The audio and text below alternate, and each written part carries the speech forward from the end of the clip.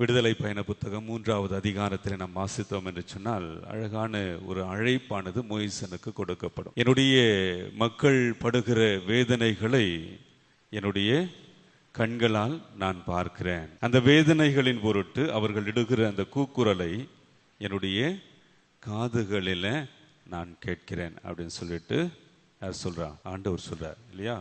மோயிசன் கிட்ட சொல்றார். அதனால மோயிசா வா, நம்முடைய மக்களை மீட்டெடுக்க வேண்டும். அவர்கள் தங்களுடைய உரிமைகளை இழந்து அடிமைகளாக அவர்கள் வாழ்ந்து கொண்டிருக்கிறார்கள். அடிமை தலையில இருக்கிற அந்த மக்களுடைய கூக்குரலும் வேதனையும் கஷ்டங்களும் இன்னல்களும் நம்முடைய காதுகளிலும் நம்முடைய கண்களிலும் தெரிந்து கொண்டிருக்கிறது, ஒலித்து கொண்டிருக்கிறது. அவர்களை நாம் மீட்டு எடுப்போம் என்று சொல்லி அந்த மக்களை மீட்டெடுக்கிற அழகான ஒரு காரியம். ஆண்டவர் நம் மீது கொண்டிருக்கிற அன்பு அங்கே வெளிப்படுகிறது. ஆண்டவர் அங்கே நம் மீது கொண்டிருக்கிற அந்த இரக்கத்தை வெளிப்படுத்துகிறார்.